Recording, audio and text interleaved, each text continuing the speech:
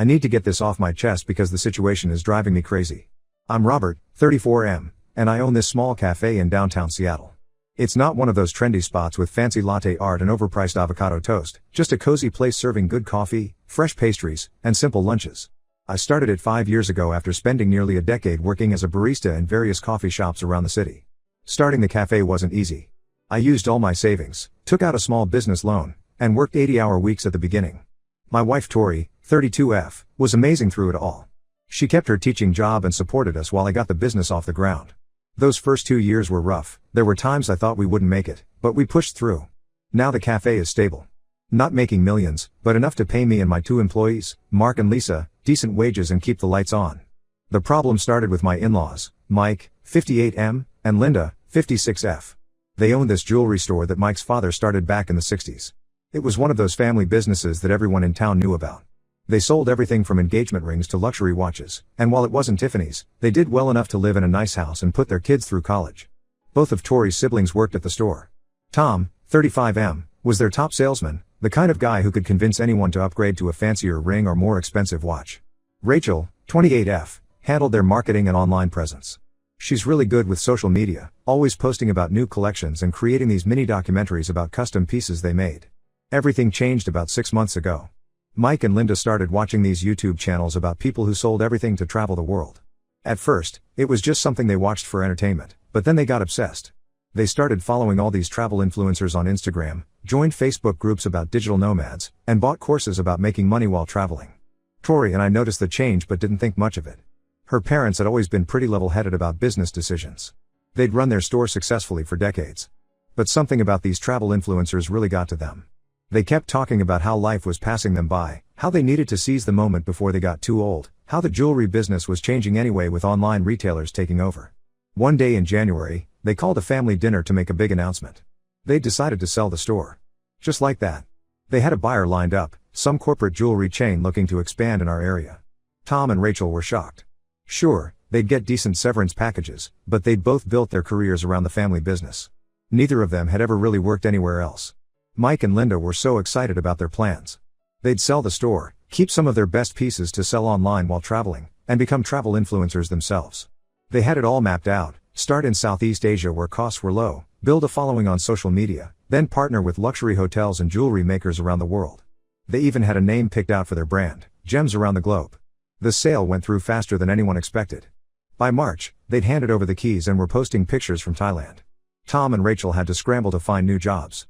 Tom managed to get a position at a high-end department store, but he hates it. Rachel had a harder time. Turns out social media jobs are pretty competitive when you can't rely on family connections. Then last week, everything fell apart. Mike and Linda came back early from their trip. No big announcement, no explanation at first, they just showed up at Tori's school to surprise her. Later that evening, they called and asked for a family meeting at their house. Said they had something important to discuss. When Tori and I arrived, we found Tom and Rachel were already there. Mike and Linda looked different, tired, stressed, not at all like the excited travelers from their social media posts.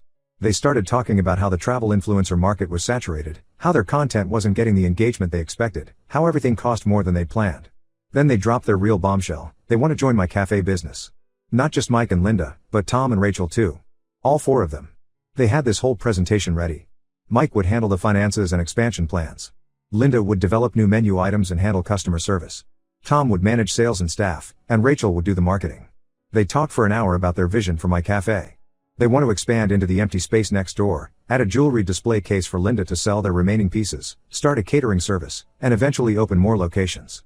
They had projections, sketches, even a new logo Rachel had designed. The whole time they were talking, I felt like I was in some weird alternate reality. My little cafe barely seats 40 people. We make enough to pay the bills and provide a comfortable living, but we're not exactly Starbucks. Adding 4 new salaries would bankrupt us within months. I tried explaining this. I showed them our actual numbers, our profit margins, monthly expenses, salary costs. But they wouldn't listen. Mike kept saying how they'd built their jewelry store from nothing, how they could do the same with my cafe. Linda talked about how combining coffee and jewelry would create a unique boutique experience. When I finally put my foot down and said no, things got ugly. Mike started bringing up how they'd welcomed me into their family, paid for most of our wedding, helped with the down payment on our first house. Linda cried about how they had nowhere else to turn. Tom and Rachel just sat there glaring at me like I was destroying their lives. Tori tried to mediate, suggesting maybe we could look at hiring one of them part-time once we'd saved up some money. But that just made things worse. They started accusing her of choosing me over her family, saying she'd changed since marrying me. Now I'm getting constant calls and texts from various family members. Linda's sisters are calling me selfish. Mike's brother, who I've met maybe twice, left me a long voicemail about family obligations. Meanwhile, Rachel's already created social media accounts for the cafe's expansion without my permission. Tori supports my decision but feels terrible about the whole situation. She knows I'm right about the business side of things, but these are her parents, her siblings. They're not bad people, they're just desperate and making bad decisions. I'm standing firm because I have to.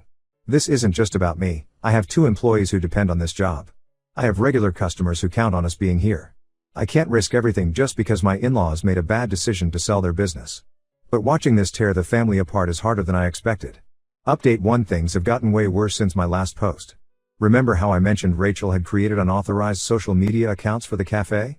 That turned out to be just the tip of the iceberg.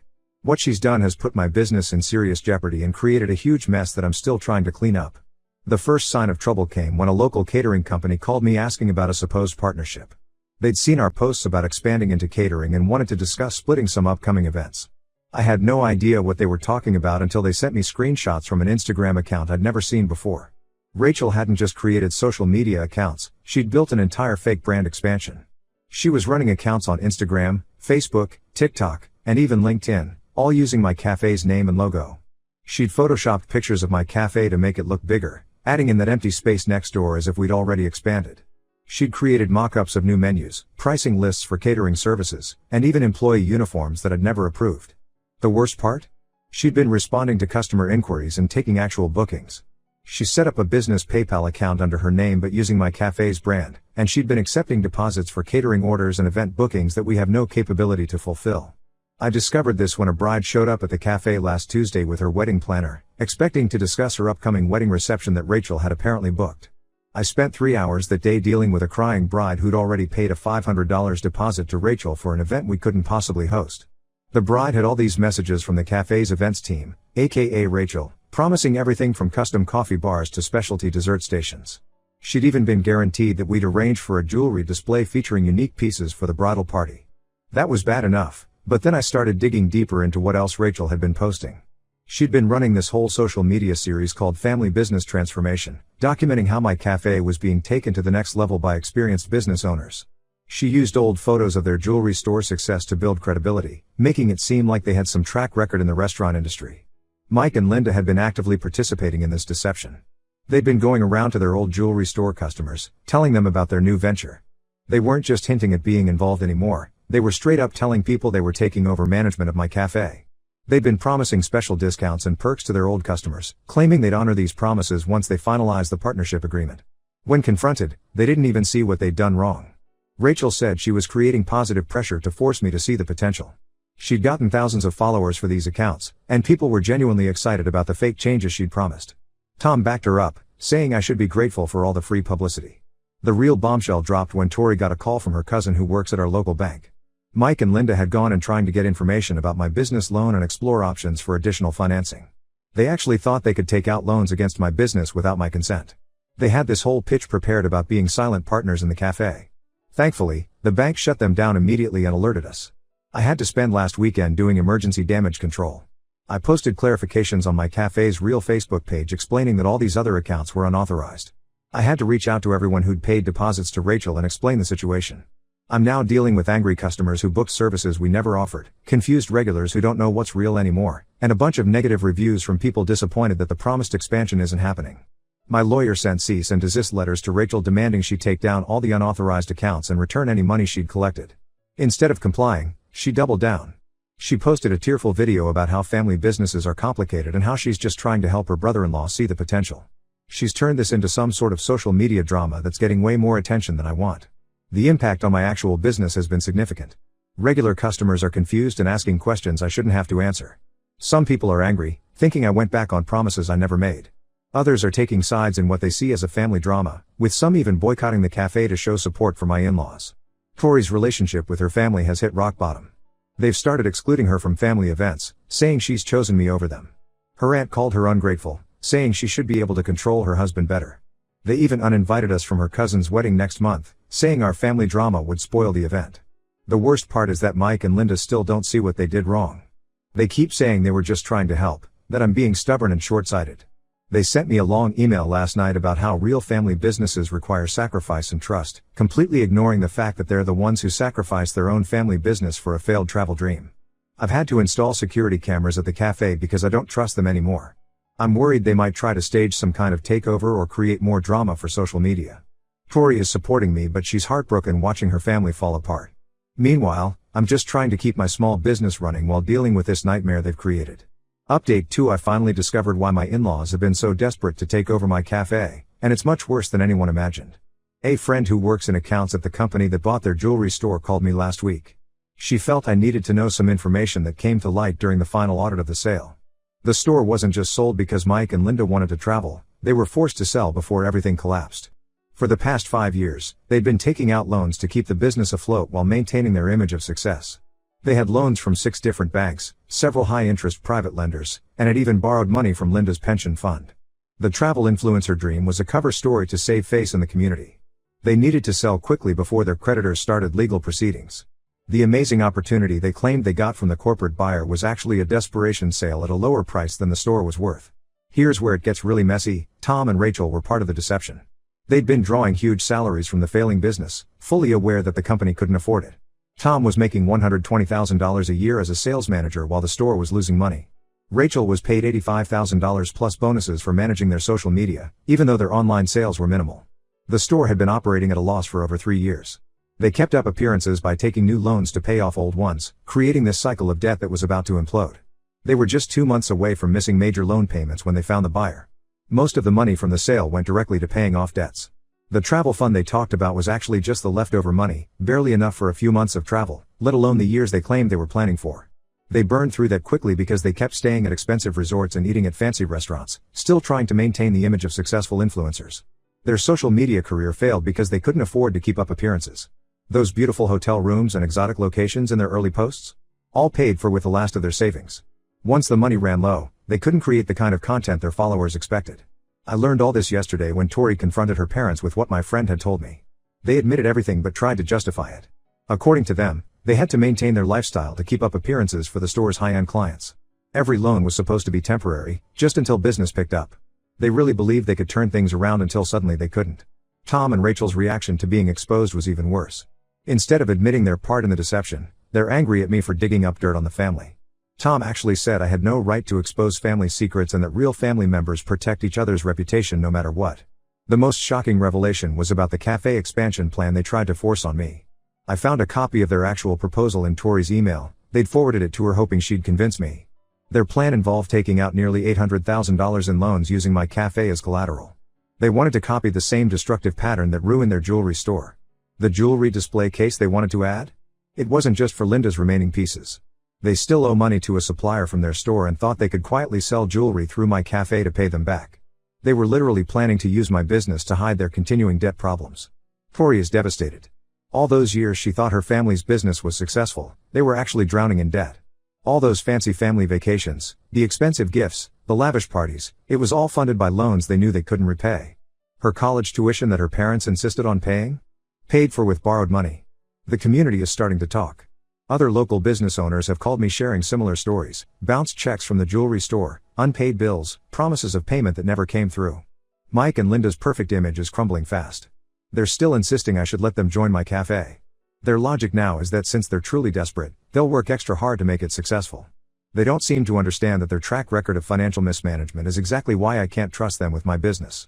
Update 3: The final straw came last week, and now we're headed to court. Despite my warnings and the cease and desist letters, Rachel not only kept running those unauthorized social media accounts but escalated things to a dangerous level. She started a Save the Family business campaign, painting me as some kind of villain who's destroying a legacy. But what pushed me to finally take legal action was discovering she'd collected over $18,000 in deposits for fake catering events. She was using a payment app under her name but with my cafe's branding, taking money from people for everything from wedding receptions to corporate events. Some of these bookings were for dates more than 6 months away, and she had no intention of refunding the deposits. My lawyer found 27 different customers who'd paid deposits ranging from $200 to $1,500. Rachel had sent them professional-looking contracts, complete with my cafe's logo and a forged signature. She even created fake staff profiles, making up names and backgrounds for event coordinators who don't exist. I had no choice but to file a lawsuit against her for trademark infringement, fraud, and theft by deception. The police are also investigating the possibility of criminal charges because of the fake contracts and unauthorized use of payment systems. Mike and Linda's response to the lawsuit was to stage what they probably thought would be a dramatic takeover of my cafe. They showed up during our busiest lunch hour last Tuesday, carrying boxes of old jewelry and display cases. Linda started rearranging furniture while Mike stood at the counter announcing to customers that they were the new management taking over to restore family values to the business. They'd brought about 15 people with them, mostly relatives and some of their old customers, who started setting up jewelry displays on every available surface. They live-streamed the whole thing on social media, calling it their rightful return to business. Some of their supporters were harassing my employees, telling them they should be grateful for experienced management. I called the police, and the whole thing was caught on our security cameras.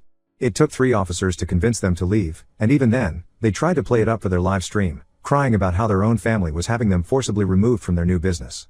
The video went viral in our local community Facebook groups, but not in the way they hoped. Most people are shocked by their behavior. The final insult was finding out they'd been telling people they were willing to honor gift cards from their old jewelry store at my cafe. Several customers tried to pay for coffee with old jewelry store gift cards last week, insisting the new owners said it would be fine. Tori and I have been forced to go completely no contact. We've blocked their numbers, email addresses, and all social media. We've had to hire a security company to watch the cafe, and I've had to explain the situation to all my employees so they know what to do if my in-laws show up again. We've also sent official statements through our lawyer to every family member, making it clear that any attempt to interfere with my business will result in immediate legal action. A few relatives have reached out to apologize, admitting they didn't know the full story and were misled by Mike and Linda's version of events. The saddest part is that Tom and Rachel are now trying to start a competing cafe on the other side of town, using all the social media following they built up while pretending to be my business. They're calling it a true family business, apparently forgetting that they helped run their last family business into the ground. My cafe is still here, still serving coffee, still making enough money to pay the bills. Sometimes protecting what you've built means making hard choices, even if those choices hurt people you once considered family. The lawsuit goes to court next month, and this time, I won't back down no matter how much they try to manipulate the situation.